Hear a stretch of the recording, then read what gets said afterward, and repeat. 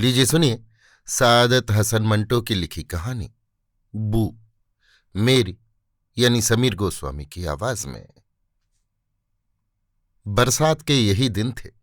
खिड़की के बाहर पीपल के पत्ते इसी तरह नहा रहे थे। सागवान के इस स्प्रिंगदार पलंग पर, जो अब खिड़की के पास से थोड़ा इधर सरका दिया गया था, एक घाटन लौंडिया रणधीर के साथ चिपटी हुई थी। खिड़की के पास बाहर पीपल के नहाए हुए पत्ते रात के दूधिया अंधेरे में झूमरों की तरह थरथरा रहे थे, और शाम के वक्त जब दिन भर एक अंग्रेजी अखबार की सारी खबरें और इश्तेहार पढ़ने के बाद कुछ सुनाने के लिए वो बालकनी में आ खड़ा हुआ था, तो उसने उस घाटन लड़की को, जो साथ वाले रस्सियों के कारखाने में काम करती थी और बारिश से बचने के लिए इमली के पेड़ के नीचे खड़ी थी, खांस खांस कर अपनी तरफ मुतवज्जा कर लिया था और उसके बाद हाथ के इशारे से ऊपर बुला लिया था। वो कई दिन से शदीद किस्म की तन्हाई से उकता गया था। जंग के बाइस बंबई की तकरीबन तमाम क्रिश्चियन छोकरियां, जो सस्ते दामों मिल जाया करती थीं, औरतों की अंग्रेजी फौज में भर्ती हो गई थीं। उनमें से कई एक ने फोर्ट के इलाके में डांस स्कूल खोल लिए थे, जहां सिर्फ फौजी गोरों को जाने की इजाजत थी। रणधीर बहुत उदास हो गया था। उसकी अना का सबब तो ये था कि क्रिश्चियन छोकरियां नायाब हो गई थीं, और दूसरा ये कि फौजी गोरों के मुकाबले में कहीं ज्यादा मुहज्जब, तालीम याफ्ता और खूबसूरत नौजवान। उस पर फोर्ट के लगभग तमाम क्लबों के दरवाजे बंद कर दिए थे। उसकी चमड़ी सफेद नहीं थी। जंग से पहले रणधीर नागपाड़ा और ताजमहल होटल की कई मशहूर और मारूफ क्रिश्चियन लड़कियों से जिस्मानी ताल्लुकात कायम कर चुका था। उसे बखूबी इल्म था कि इस किस्म के ताल्लुकात की क्रिश्चियन लड़कों के मुकाबले में कहीं ज्यादा मालूमात रखता था, जिनसे ये छोकरियां आमतौर पर रोमांस लड़ाती हैं और बाद में किसी बेवकूफ से शादी कर लेती हैं। रणधीर ने बस यूं ही हेजल से बदला लेने की खातिर उस घाटन लड़की को इशारे पर बुलाया था। हेजल उसके फ्लैट के नीचे रहती थी और हर रोज सुबह वर्दी पहनकर कटे हुए बालों पर खाकी रंग की टोपी तिरछे जाविये से जमा कर बाहर निकलती थी और लड़कपन से चलती थी, जैसे फुटपाथ पर चलने वाले सभी लोग टाट की तरह उसके रास्ते में बिछे चले जाएंगे। रणधीर सोचता था कि आखिर क्यों वो इन क्रिश्चियन छोकरियों की तरफ इतना ज्यादा माइल है।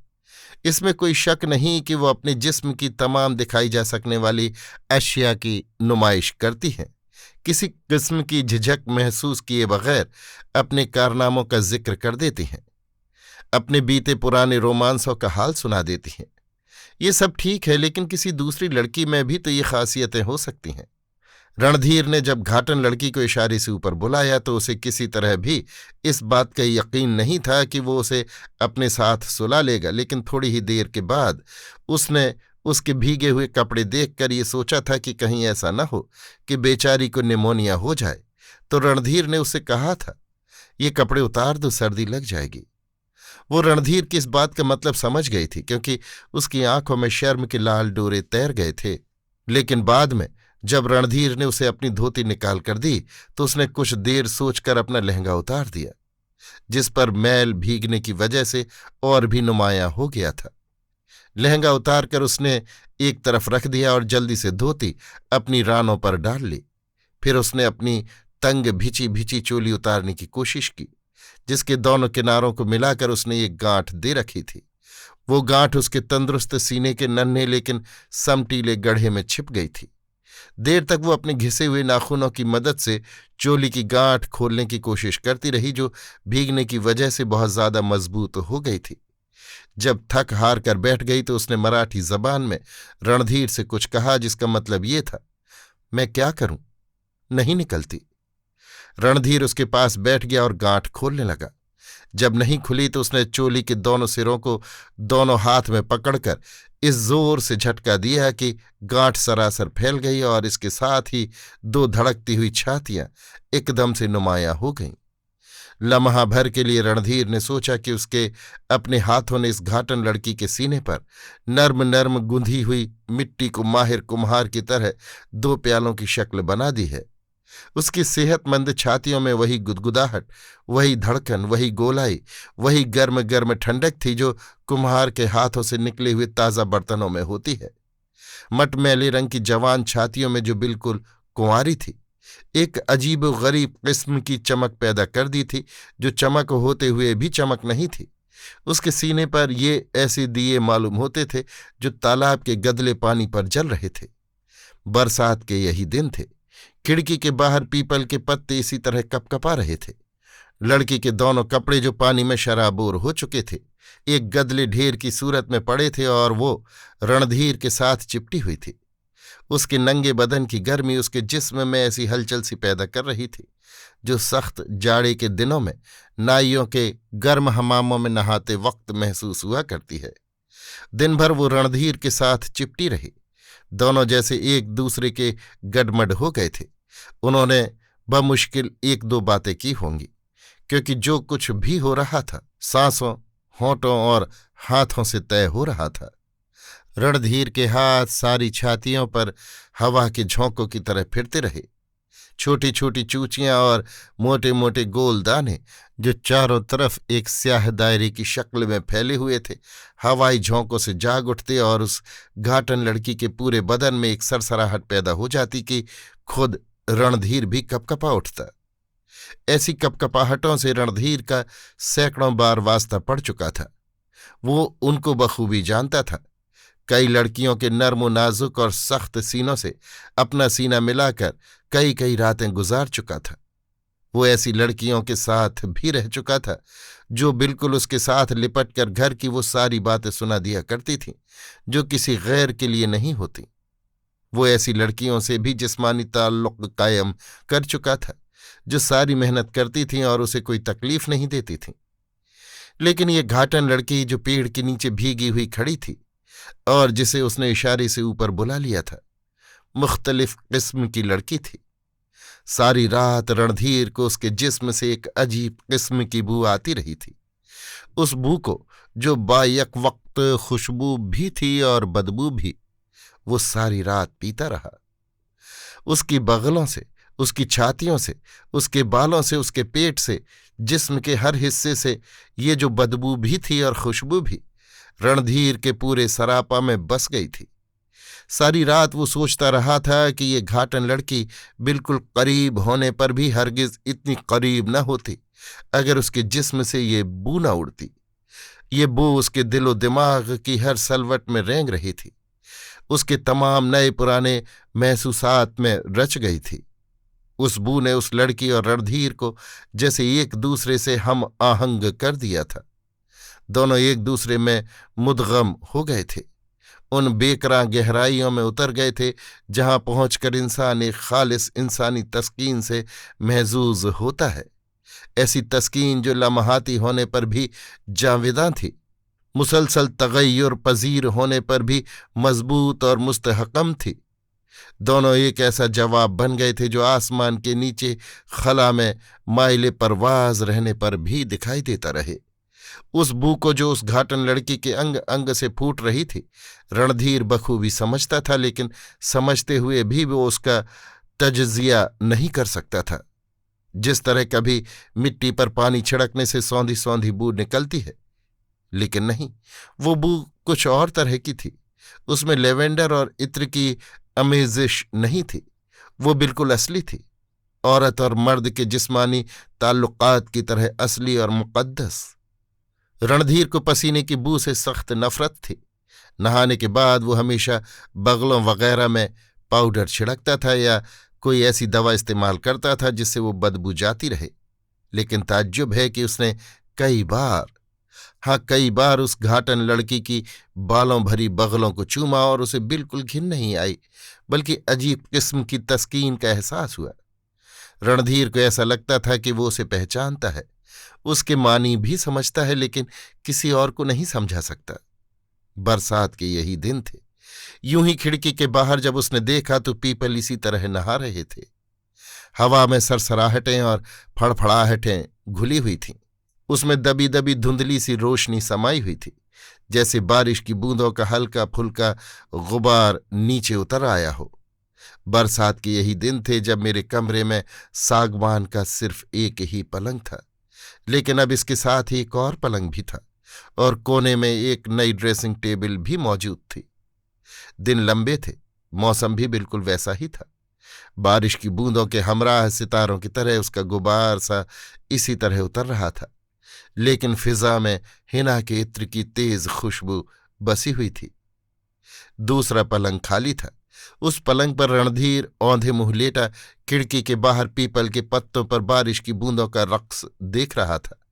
एक गोरी चिट्टी लड़की जिस्म को चादर में छिपाने की नाकाम कोशिश करते करते करीब करीब सो गई। उसकी सुर्ख रेशमी शलवार दूसरे पलंग पर पड़ी थी, जिसके गहरे सुर्ख रंग का एक फुंदना नीचे लटक रहा था। पलंग पर उसके दूसरे उतारे कपड़े भी पड़े थे।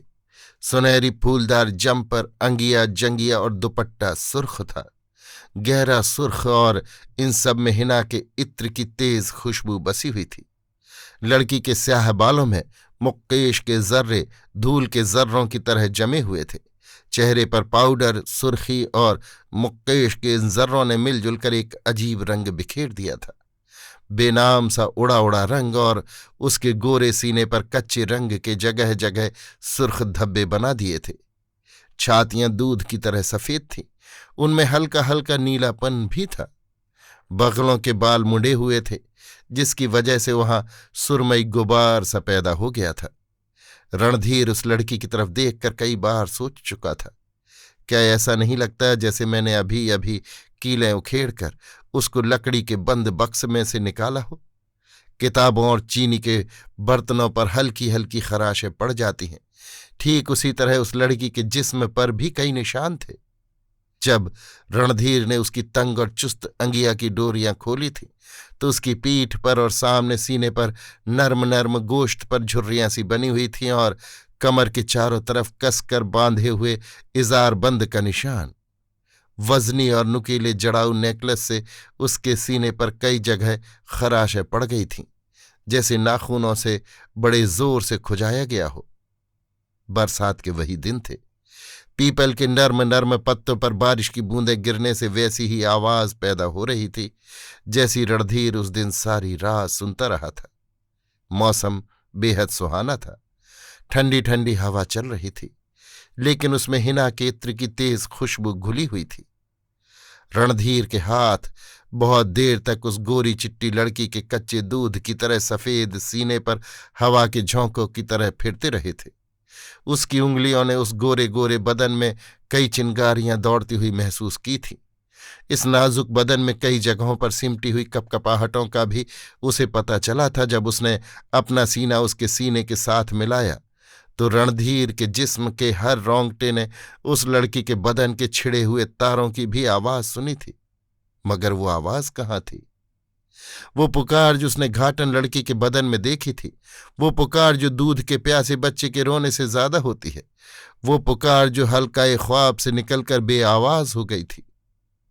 रणधीर खिड़की से बाहर देख रहा था।